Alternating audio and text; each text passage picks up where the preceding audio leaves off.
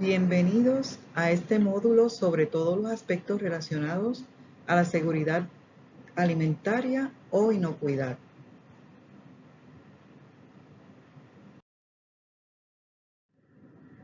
Todo personal del servicio de alimentos debe adoptar buenas prácticas de manejo y velar por que se cumplan. Debe minimizar la transmisión de enfermedades causadas por alimentos. El concepto de seguridad alimentaria busca lograr una alimentación saludable e inicua para llegar a una alimentación que sea segura, nutritiva y libre de riesgos para la población servida. Los microorganismos son aquellos seres vivos más diminutos que únicamente pueden ser apreciados a través de un microscopio. En este extenso grupo podemos incluir a los virus, las bacterias, levaduras y mohos que pululan por el planeta Tierra, ocasionando enfermedades, intoxicaciones y hasta la muerte.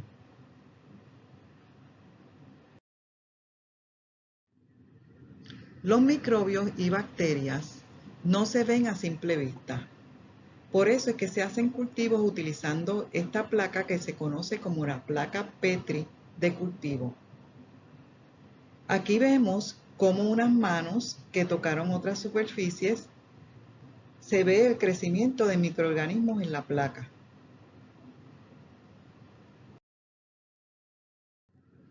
Aquí vemos más crecimiento de microorganismos tomados de una puerta, específicamente de la manija, y tomados desde el guante que tocaron esa manija. Aquí vemos la diferencia en el crecimiento de los microorganismos cuando enjuagamos y cuando lavamos las manos como se debe por 20 segundos. Podemos observar que hay más crecimiento de bacterias cuando solamente enjuaga las manos.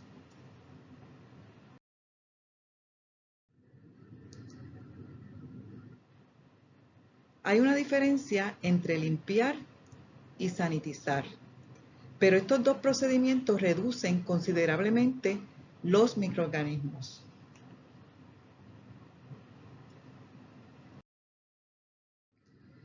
Siempre debe utilizar delantales limpios porque en ese delantal hay mucho crecimiento del microorganismo. Aquí vemos en la placa Petri microorganismos que crecieron tomados desde los dedos que tocaron el delantal. Y aquí a mano derecha, debajo de la imagen donde está el joven con el delantal, vemos los microorganismos encontrados en este delantal que obviamente debe haber estado bien sucio.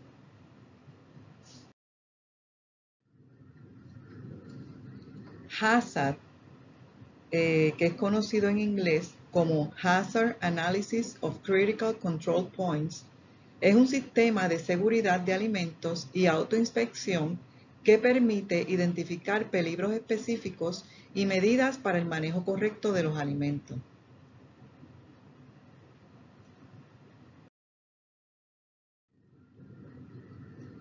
Aquí vemos todo lo que se hace en el sistema HACCP. Hay una enumeración de análisis de peligros, se identifican los puntos de control crítico, establecimiento de límites críticos, desarrollo de procedimientos de monitoreo, acciones correctivas, verificación y documentación. ¿Cuándo debe utilizarse HACCP?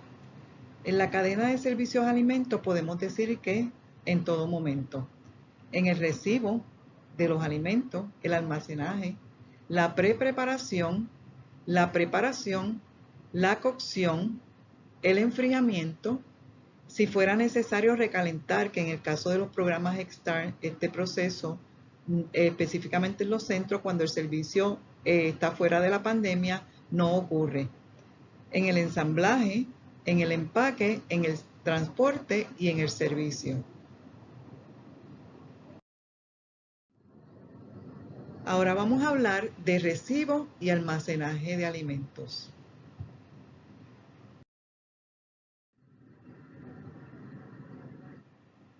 La actividad de recibo se considera de relevante importancia, ya que con ella se da por terminado el ciclo normal de la gestión de compra. Almacenar adecuadamente los alimentos es fundamental para prolongar su vida útil y evitar su deterioro o contaminación, debiéndose prestar especial atención cuando llega la época de calor.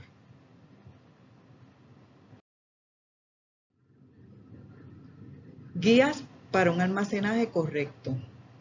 Se debe examinar todos los alimentos que son recibidos para asegurar que no estén dañados, sucios o infectados con insectos.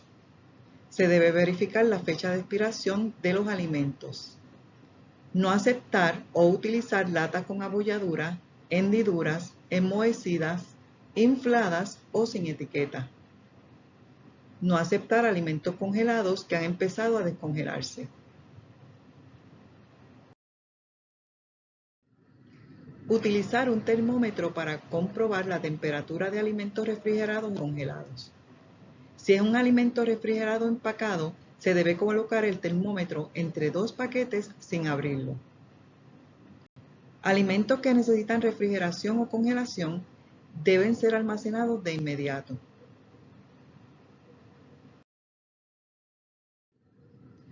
Asegurar que el área de almacenaje tenga una temperatura entre los 50 y los 70 grados Fahrenheit. Almacenar los alimentos en estantes limpios con al menos 6 pulgadas del piso. Mantener en todo momento el almacén limpio y libre de roedores e insectos. Proteger los alimentos como harinas, cereales, harina de maíz y azúcar de insectos ubicándolos en envases cerrados. Utilizar el método de first in, first out. Este es un método de almacenaje donde el primero que entra es el primero que sale. Rotular los estantes con los alimentos que estarán en esa área. Continuamos con las guías para un almacenaje correcto. Debes rotular los alimentos con la fecha de recibo. Es importante mantener un inventario que incluya fecha en que se ordenó el alimento, nombre del suplidor, día de recibo, condición del alimento al momento de recibo, precio pagado y cantidad disponible. Ahora vamos a aprender cómo almacenar en la nevera. En la zona de la puerta es la zona menos fría. En sus estantes debe colocarse los alimentos que necesitan menor refrigeración, como bebidas, mantequilla, mermeladas o alimentos envasados. En la zona alta, como ya dijimos que la zona de la puerta es la menos fría de la nevera, aquí se deben almacenar alimentos que requieran menos refrigeración, como huevos, alimentos envasados, alimentos listos para comer. En la zona media se colocan alimentos que requieran menos frío y los que tengan en la etiqueta el mensaje, una vez abierto, consérvese en frío. En esta zona suelen ir los lácteos y los embutidos. En la zona baja es la zona más fría. Se usa para los alimentos que necesitan temperaturas más bajas de refrigeración, como son el pescado y la carne. Deben protegerse y colocar en envases cerrados o envolverlos para evitar que se derramen los jugos. En los cajones inferiores se conservan las frutas y las verduras. Estas deben quitarse de la bolsa para evitar que se humedezcan y por lo tanto que se deterioren. Si a usted le gusta guardarlo en la bolsa, pues sería conveniente que haga unas aberturas, unos huequitos para que estas frutas puedan emitir esos gases que salgan fuera, y es conveniente también que no almacene las frutas junto con las verduras, que las ponga aparte. Además de colocar los alimentos cada uno en su sitio, existen otras medidas que también ayudan a mantener los alimentos más seguros. Una de ellas es no sobrecargar la nevera en exceso, para evitar que se limite la libre circulación del frío en su interior. Es importante lavar de inmediato posibles derrames de jugos para reducir no solo el crecimiento de bacterias como es la listeria, que crece a temperaturas de refrigeración, sino también para prevenir la contaminación cruzada. Además, los alimentos deben conservarse bien tapados, ya sea en recipientes o con bolsas precintadas, y mantener la nevera limpia en todo momento. Esto es clave para mejorar la seguridad y calidad de los alimentos. Los tipos de contaminación. Existe la contaminación biológica, la contaminación química y la contaminación física. Riesgos biológicos. Están las bacterias, virus, hongos y los parásitos. Las posibles causas de los riesgos biológicos son mantener los alimentos en la zona de peligro, que es de 41 a 135 grados Fahrenheit. Pobre higiene del personal. Mal manejo de alimentos. Facilidades no sanitarias. Contaminación por insectos o roedores. Los riesgos químicos ocurren cuando hay un mal manejo de productos de limpieza o de fumigación. Los químicos que pueden causar contaminación, entre ellos están los sanitizers, pesticidas, detergentes, productos para la limpieza de cristales. ¿Cómo prevenir la contaminación química? Se debe manejar correctamente los detergentes. Almacenar los detergentes en lugares alejados de la comida. Mantener en todo momento la MSDS, que es una hoja que traen todos los productos para verificar cómo se deben almacenar cada uno de estos productos químicos. Y por último, lavarse las manos luego de utilizar estos químicos. Riesgos físicos. Objetos que se encuentren en la comida de forma accidental, como por ejemplo, sucio, cabello, esmaltes de uñas, prendas, insectos, cristal, metales y plástico, entre otros.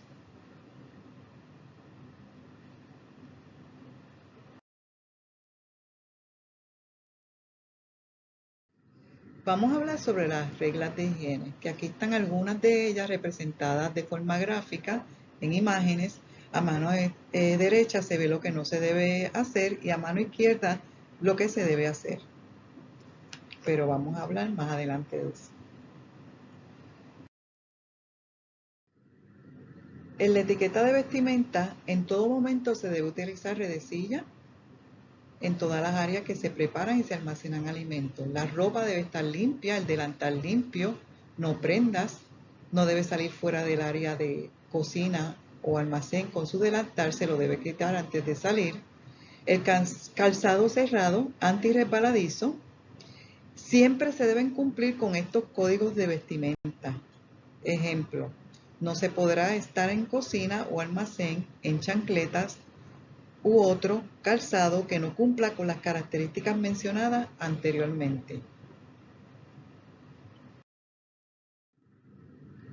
Las manos y uñas deben estar cortas, limpias, no debe utilizar esmalte ni uñas postizas, no debe, si tiene una cortadura, tiene que utilizar curita o vendaje impermeable y luego colocar el guante encima de esa cortadura. En la época que estamos viviendo de la pandemia del COVID-19 se han añadido artefactos o vestimenta a este código. Estamos hablando del uso de mascarilla. A pesar de que el Centro para Control de Enfermedades, o CDC, por sus siglas en inglés, dice que no hay evidencia que los alimentos sean una posible fuente o ruta de transmisión, ellos recomiendan que se utilice mascarilla cuando se manipulan alimentos.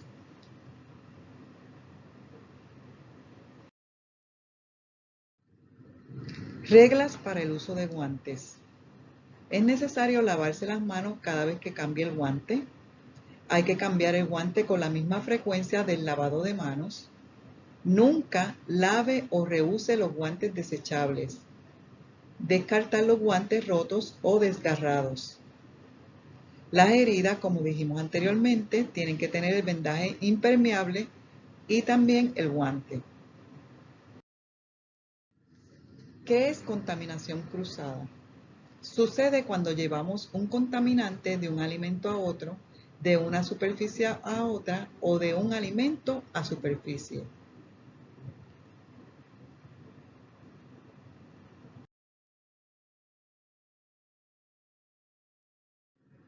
Entre algunas causas se encuentra falta de higiene del personal, ingredientes contaminados añadidos a alimentos que no requieren más cocción, cuando un manipulador toca alimentos contaminados y luego toca alimentos listos para comer.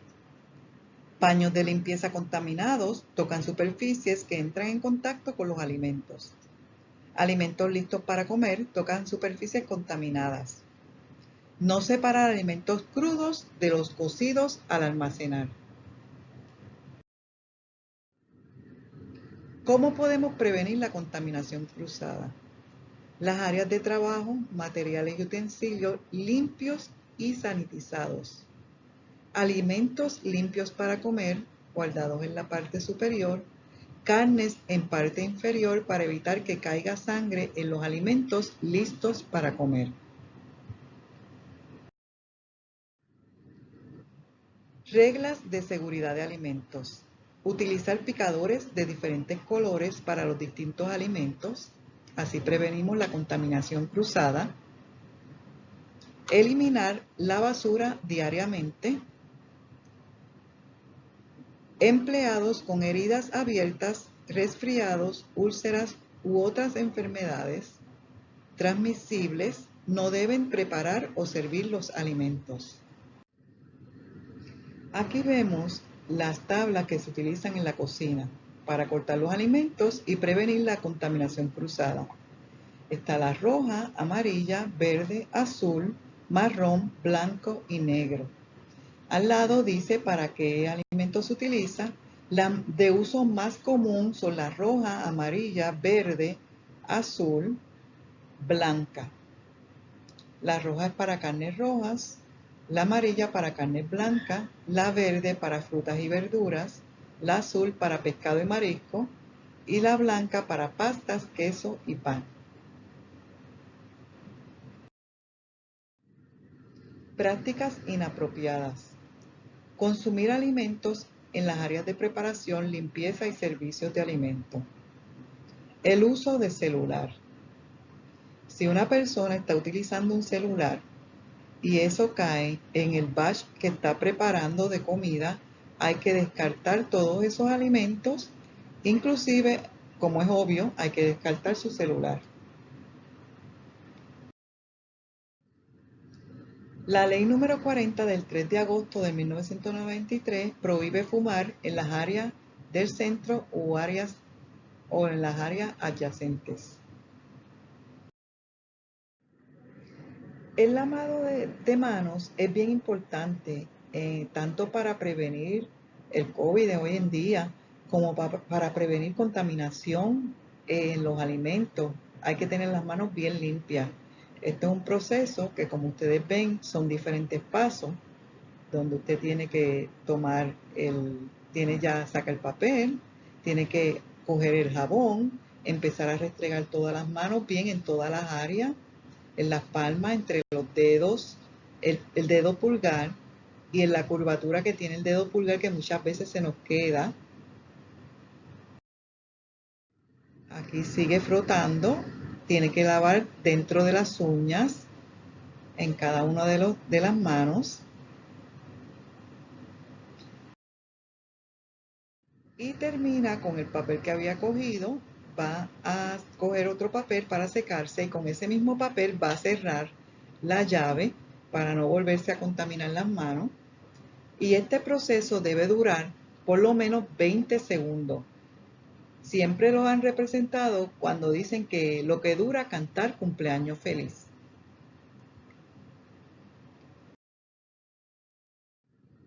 ¿Cuándo se deben lavar las manos? Antes de comenzar a trabajar, durante la preparación de alimentos o cuantas veces sea necesario, siempre que cambia de tarea. Luego de toser, de estornudar, limpiarse la nariz, tocar alguna parte del cuerpo, ir al baño, comer o tomar. Luego de fumar, que se supone que no se haga en los centros, manejar alimentos crudos, limpiar o botar la basura, que eso se supone que se haga al final, usar detergentes o químicos, manejar alimentos crudos y aquellos cocidos. Vamos a hablar ahora sobre limpieza y saneamiento. Vamos a hablar ahora sobre limpieza y saneamiento. Limpieza es remover alimentos, grasa, salsas, sucio y polvo.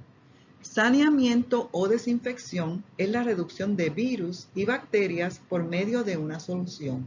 Solución de cloro, yodo o amonia cuaternaria. También se utiliza el agua caliente para el saneamiento.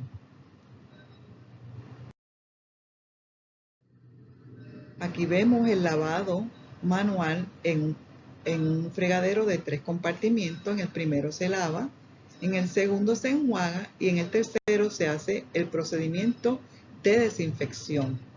Siempre se deben remover antes de empezar a fregar los alimentos, los desechos y clasificarlos, y siempre se deben secar al aire libre y no con toallas ni papel los materiales de cocina. Y entonces otra cosa que es bien importante es no poner dentro del fregadero los cuchillos que pueda ocasionar que haya un accidente y se corten.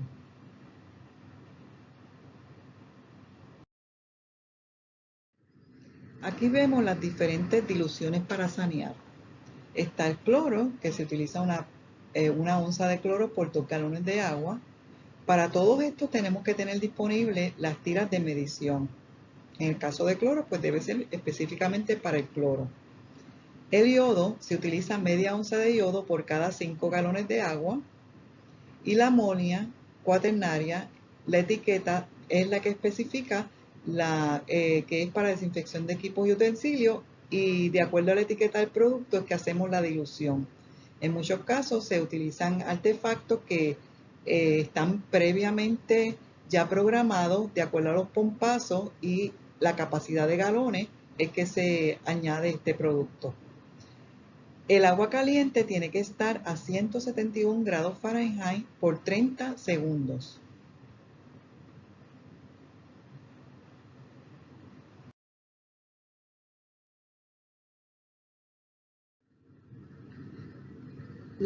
Vamos a hablar sobre las temperaturas. La única forma de conocer si un alimento está bien cocido es usando un termómetro. Los alimentos fríos deben estar a menos de 41 grados Fahrenheit, mientras que los calientes tienen que estar a mayor de 135 grados Fahrenheit.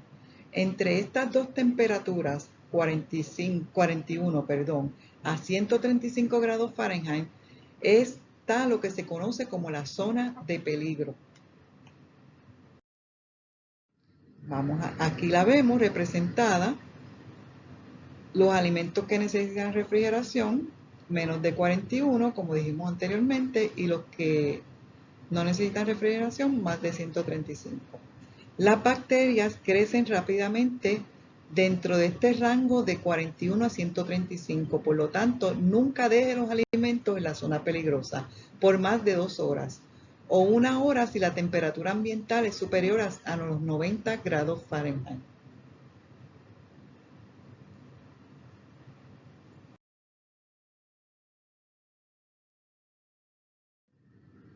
¿A qué alimento se le debe tomar la temperatura?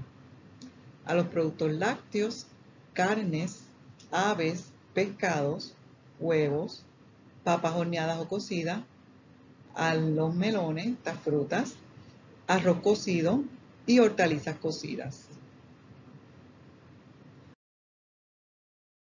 ¿Cómo vamos a tomar la temperatura? Se debe introducir el termómetro en la parte más gruesa del alimento durante su cocción, enfriamiento, recalentamiento y mantenimiento en servicio.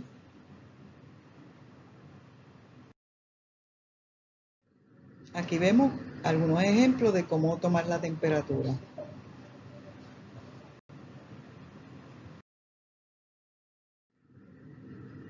El termómetro se debe calibrar por lo menos 1 a 2 veces en semana.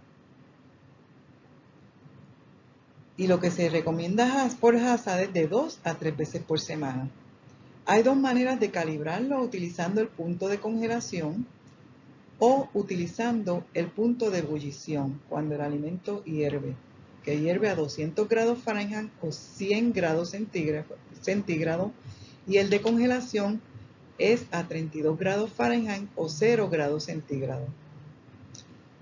El termómetro se debe introducir dentro del vaso con agua de hielo y debe dar esta temperatura.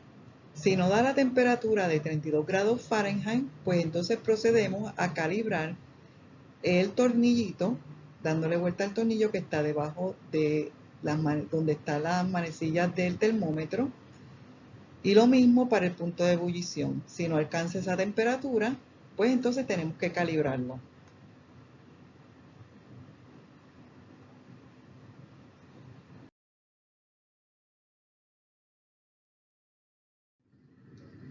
Aquí vemos las temperaturas internas de cocción que deben alcanzar cada alimento. 135 grados Fahrenheit para los vegetales calientes, alimentos listos para comer o que no necesitan cocción. Las carnes procesadas comercialmente, o sea, los enlatados. 145 grados Fahrenheit por 15 segundos, los mariscos, incluyendo pescado, mariscos y crustáceos, los steaks, chuletas de cerdo, res, ternera y cordero. 155 grados Fahrenheit por 17 segundos, la carne molida, carne de res y cerdo, carnes ablandadas mecánicamente, mariscos molidos, huevos en cascarón. Y 165 grados Fahrenheit instantáneamente, las aves enteras o molidas como el pollo, pavo y pato, y los alimentos rellenos. Aquí vemos lo mismo, pero representado con imágenes. Lo que no es carne animal o alimentos listos para comer, 135 grados Fahrenheit por 15 segundos. Todas las carnes intactas enteras, 145 grados Fahrenheit por 15 segundos.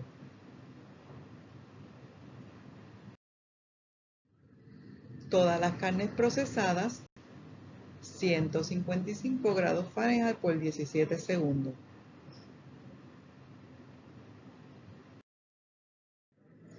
Todo aquel alimento que alguna vez tuvo plumas o alimentos rellenos, 165 grados Fahrenheit por 1 segundo.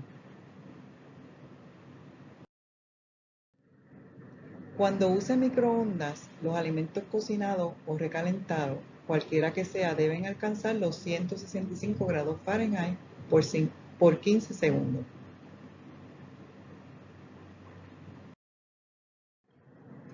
Vamos a hablar sobre la fumigación.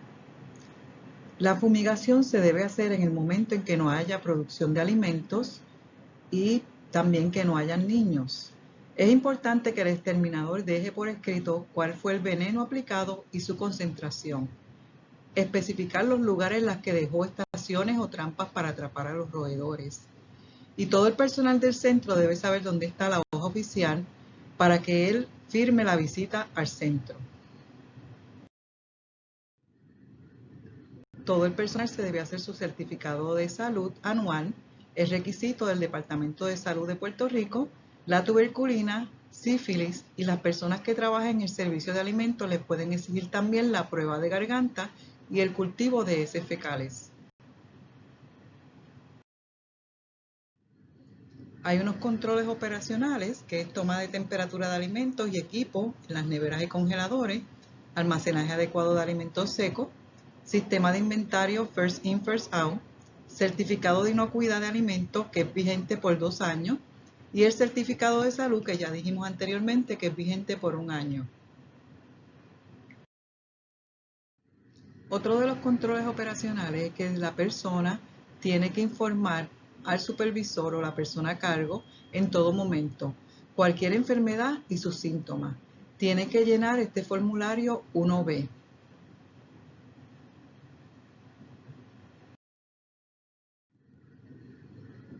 Aquí también está el curso de inocuidad que fue preparado. Se utilizó como referencia para este módulo, preparado por la profesora Janet Lavoy Miranda.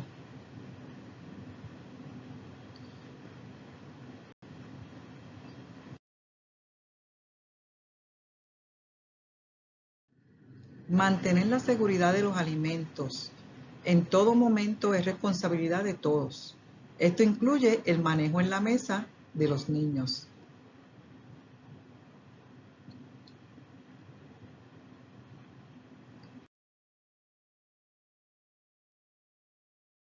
Muchas gracias por su atención. Para dudas o preguntas, favor de referirse al módulo que les será enviado vía correo electrónico.